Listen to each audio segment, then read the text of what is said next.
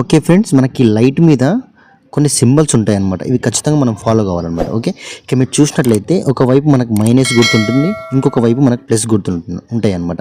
మీరు లైట్ మీద అబ్జర్వ్ చేయవచ్చు. ఒకవైపు మొత్తం మనకు మైనస్ సింబల్సే ఉంటాయి. ఓకే, ఇంకొక వైపు వచ్చేసి మనకు మొత్తం ప్లస్ సింబల్స్ ఉంటాయి ఫ్రెండ్స్. ఇది ఇక్కడ ఇవన్నీ ప్లస్ సింబల్స్ అనమాట మనకు.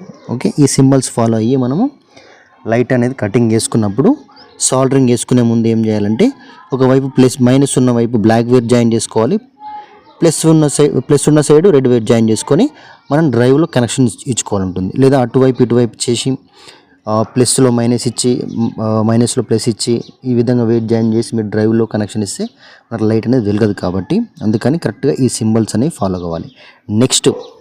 నెక్స్ట్ ఏంటంటే ఫ్రెండ్స్, మనకు ప్రతి 1 ఇంచ్ కూడా కత్తెర గుర్తులు ఉంటాయి దీంట్లో. ఇవి కూడా ఫాలో కావాలి, కట్ చేసుకోవాలి, అక్కడ మాత్రమే కట్ చేసుకోవాలి.